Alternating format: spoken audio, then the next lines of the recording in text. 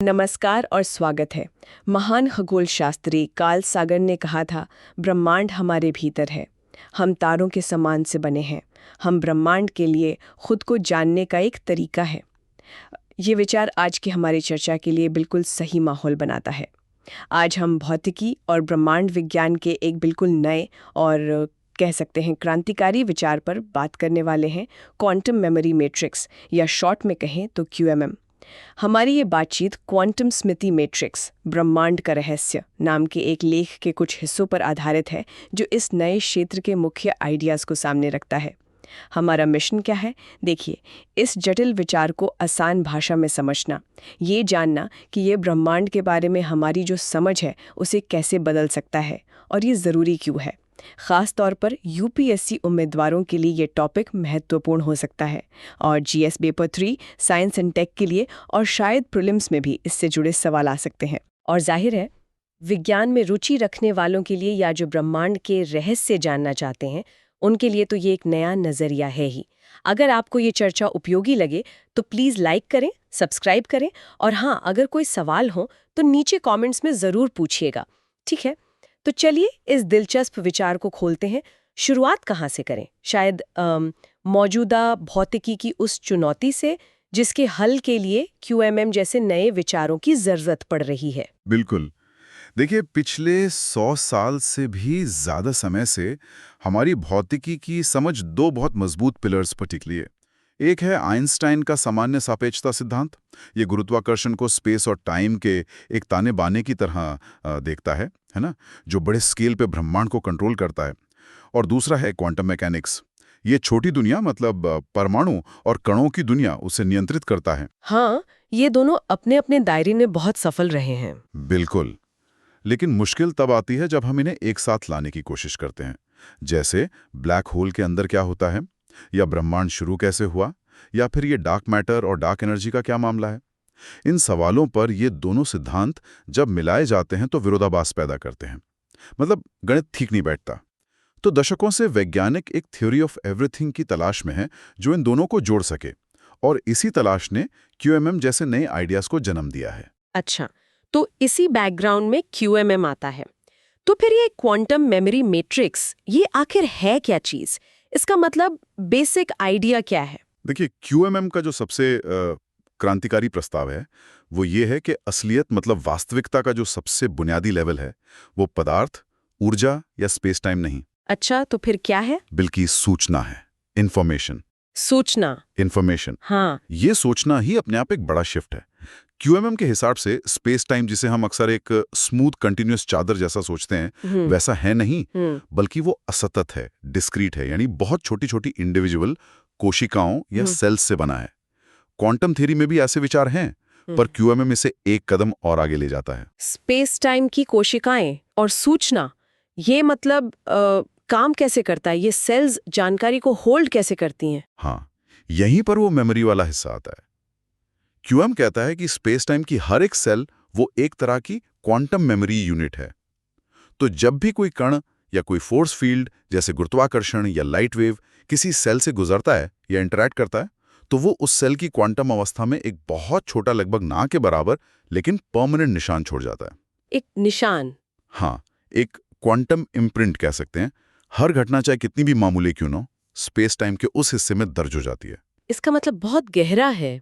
ब्रह्मांड सिर्फ आगे नहीं बढ़ रहा, वो अपनी कहानी, अपना इतिहास लगातार अपनी ही फैब्रिक में लिख रहा है। ब्रह्मांड याद रख रहा है। हाँ बिल्कुल, ब्रह्मांड याद रख रहा है।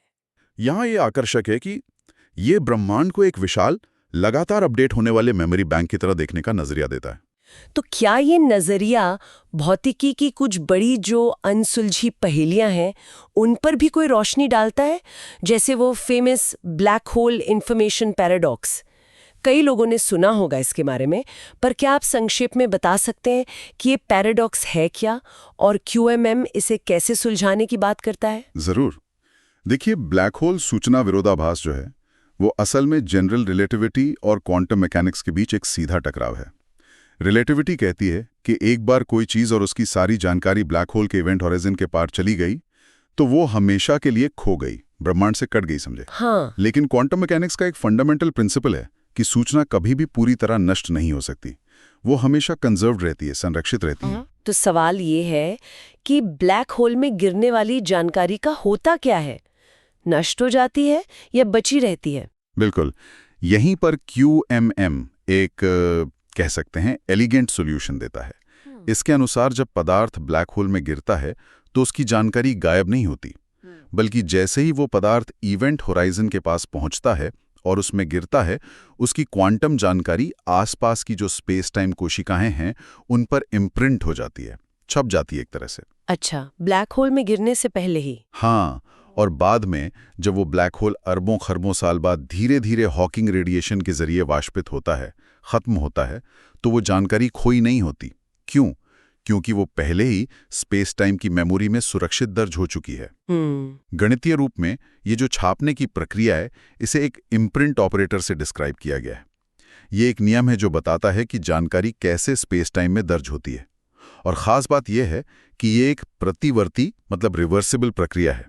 इसका मतलब ये क्वांटम सिद्धांत के सूचना संरक्षण नियम को तोड़ता नहीं है। अच्छा, तो ये जानकारी ब्लैक होल के अंदर जाने के बजाय बाहर स्पेस टाइम में ही दर्ज हो जाती है।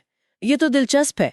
पर क्या ये मेमोरी या इम्प्रिंटिंग वाला आइडिया सिर्फ गुरुत्वाकर्षण और ब्लैक होल तक ही है, या फिर ये प्रकृति की जो दूसरी शक्तियां हैं उन पर भी लागू होता है? ये बहुत जरूरी सवाल है। देखिए, शुरुआत में QMM का जो डेवलपमेंट हुआ वो मुख्य रूप से गुरुत्वाकर्षण और क्वांटम मैकेनिक्स को जोड़ने के लिए ही हुआ था।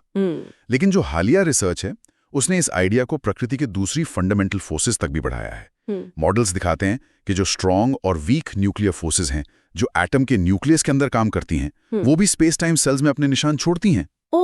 और अभी हाल में ही एक रिसर्च पेपर जो अभी पीयर रिव्यू में है ने इस फ्रेमवर्क को इलेक्ट्रोमैग्नेटिज्म यानी विद्युत चुंबकत्व तक भी एक्सटेंड किया है। इसके हिसाब से एक सिंपल इलेक्ट्रिक फील्ड भी, जैसे दो चार्जेस के बीच का फील्ड, वो भी स्पेस टाइम कोशिकाओं की मेमोरी स्टेट को बदलता है। तो ये सिर्फ ग्रेविटी की कहानी नहीं रह जाती, ये शायद ब्रह्मांड की सभी फंडामेंटल इंटरैक्शंस की कहानी बन सकती है। अगर सारे बल स्पेस टाइम में निशान छोड़ रहे हैं तो फिर यहाँ ये वाकई दिलचस्प हो जाता है। इसका मतलब तो ये हुआ कि स्पेस टाइम का आकार, उसकी ज्योमेट्री, वो सिर्फ इस बात पर निर्भर नहीं करती कि कहाँ कितना मास और एनर्जी है, जैसा आइंस्टाइन ने बताया था। क्या सूचना खुद स्पेस टाइम को मोड़ सकती है? बिल्कुल, यही QMM के सबसे गहरे नतीजों में से एक है। ये एक नए प्रिंसिपल की तरफ ले जाता है जिससे रिसर्चर्स ने ज्योमेट्री सूचना द्वैधता या ज्योमेट्री इंफॉर्मेशन ड्युअलिटी कहा है। इसका मूल विचार ये है कि स्पेस टाइम का कर्वेचर, उसका मुड़ना, वो सिर्फ मास और एनर्जी के डिस्ट्रीब्यूशन से ही तय नहीं होता, बल्कि इस बात से भी प्रभावित होता है कि क्वांटम सूचना कैसे फैली हुई है, खासकर क्वांटम एंटेंगलमेंट के जरिए। एंटेंगलमेंट, हाँ, वो रहस्यमयी जुड़ाव कणों के बीच। हाँ, क्वांटम दुनिया की वो अजीब घटना जहां दो या ज्यादा कण जुड़े होते हैं। एक को नापो तो दूसरे की स्थिति तुरंत बदल जाती है, चाहे वो कितनी भी दूर हो।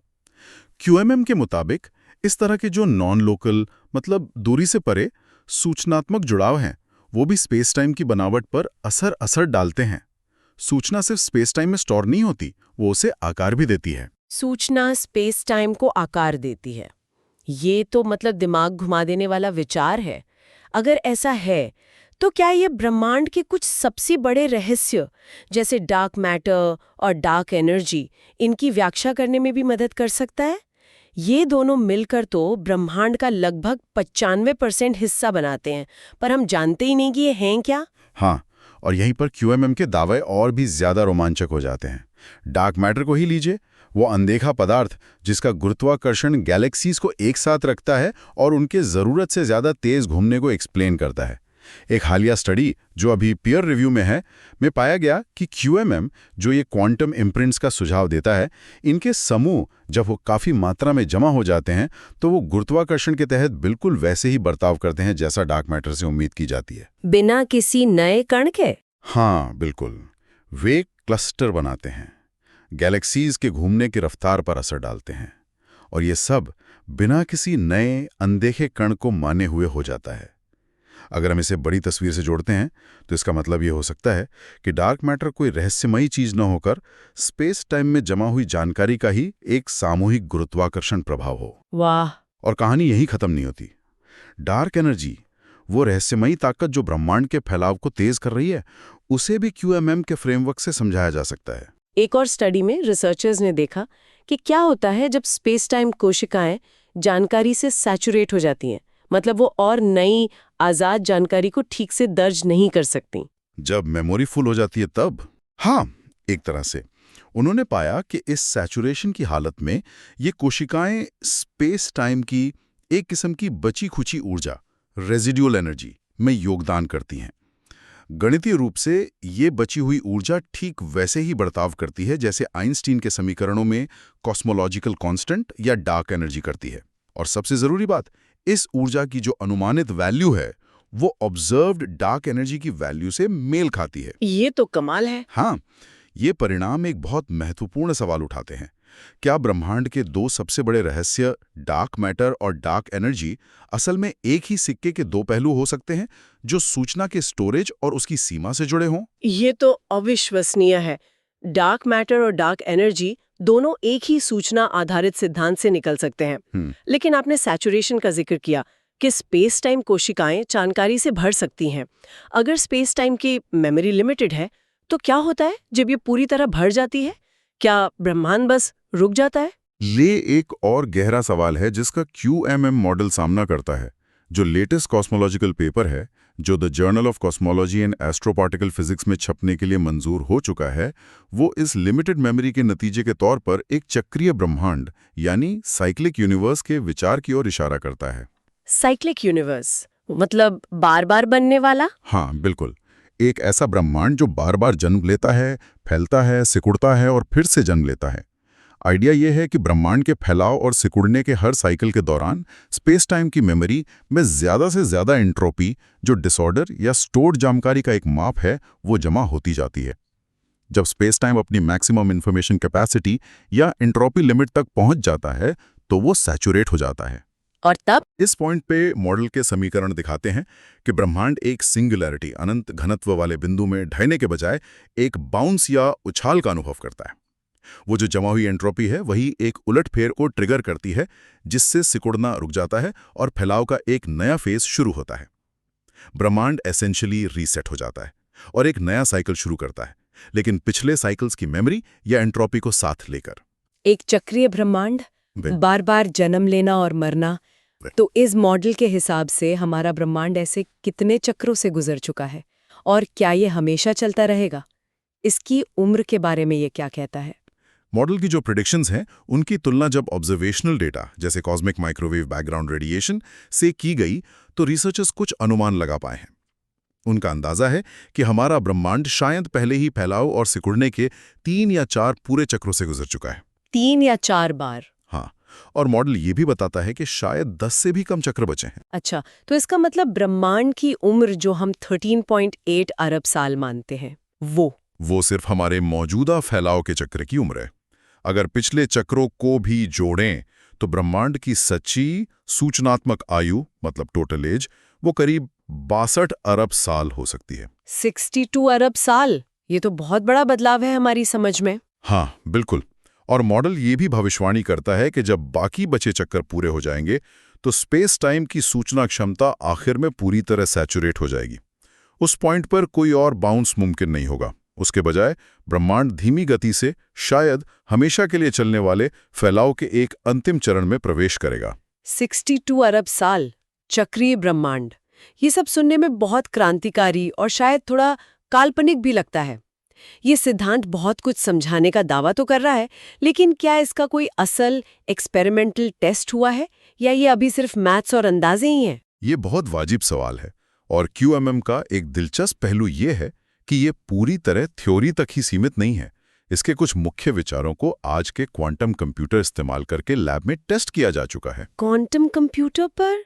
कैसे? हाँ, इन एक्सपेरिमेंट्स में रिसर्चर्स ने क्वांटम कंप्यूटर के क्यूबिट्स, जो क्वांटम जानकारी की बेसिक यूनिट्स हैं, उन्हें स्पेस टाइम की छोटी कोशिकाओं का एक एनालॉग मतलब मिलता-जुलता रूप माना। उन्होंने QMM समीकरणों पर आधारित इम्प्रिंट और रिट्रीवल प्रोटोकॉल बनाए, यानी उन्होंने क्यूबिट्स में खास क्वांटम स्टेट्स जानकारी को इम्प्रिंट किया और फिर बाद में उस जानकारी को वापस रिट्रीव करने की कोशिश की, ठीक वैसे ही जैसे QMM सिद्धांत कहता है कि स्पेस टाइम सेल्स जानकारी स्टोर और रिट्रीव करती हैं। और नतीजे काफी अच्छे रहे। वो ओरिजिनल क्वांटम स्टेट्स को 90% से ज्यादा एक्यूरेसी के साथ रिकवर करने में कामयाब रहे। 90% से ज्यादा सटीकता। तो इन क्वांटम कंप्यूटर सिमुलेशन का क्या मतलब है? ये क्या साबित करते हैं और क्या इनसे कोई प्रैक्टिकल फायदा भी हो सकता है? इन टेस्ट के दो मुख्य मतलब हैं। पहला, ये दिखाता है कि गणितीय रूप से जो इम्प्रिंट ऑपरेटर डिफाइन किया गया है वो सिर्फ एक कागजी आइडिया नहीं है, बल्कि ये असली क्वांटम सिस्टम पर काम करता है। ये सिद्धांत को एक एक्सपेरिमेंटल बेस देता है, भले ही ये सिमुलेशन हो। दूसरा, और शायद ज्यादा हैरानी की बात, इसके तुरंत प्रैक्टिकल फायदे भी हो सकते हैं। अच्छा। जैसे एक्सपेरिमेंट्स में रिसर्चर्स ने पाया कि जब उन्होंने इस QMM आधारित इम्प्रिंटिंग तकनीक को पारंपरिक क्वांटम एरर करेक्शन कोड्स के साथ मिलाया, तो वे क्वांटम कंप्यूटरों में होने वाली लॉजिकल एरर्स को काफी कम कर पाए। देखिए, क्वांटम कंप्यूटर बहुत सेंसिटिव होते हैं और उनमें गलतियां होने का खतरा रहता है, तो एरर करेक्शन उनके डेवलपमेंट के लिए बहुत जरूरी है। तो ऐसा लगता है कि QMM ना सिर्फ हमें ब्रह्मांड के रहस्य समझने में मदद कर सकता है, बल्कि एक बेहतर, ज्यादा स्टेबल क्वांटम कंप्यूटर बनाने में भी योगदान दे सकता है। ये फंडामेंटल फिजिक्स और प्रैक्टिकल टेक्नोलॉजी के बीच एक रोमांचक कड़ी है। तो इस सब का निचोड़ क्या है? अगर हम इन सारे आइडियाज को एक साथ रखें, सूचना का फंडामेंटल होना, स्पेस टाइम की मेमोरी, ब्लैक होल का हल, डार्क मैटर एनर्जी की व्याख्या, चक्रीय ब्रह्मांड और अब क्वांटम कंप्यूटर पर टेस्ट, तो QMM हमें ब्रह्मांड की कैसी तस्वीर दे रहा है? सीधे शब्दों में कहें तो QMM ब्रह्मांड को एक नए और मौलिक रूप में दिखाता है। ये सिर्फ ज्यामिति और ऊर्जा का एक स्टेज नहीं है, बल्कि ये एक एक्टिव, सीखने वाला सिस्टम है, एक विशाल कॉस्मिक मेमोरी बैंक और एक तरह का नेचुरल क्वांटम कंप्यूटर।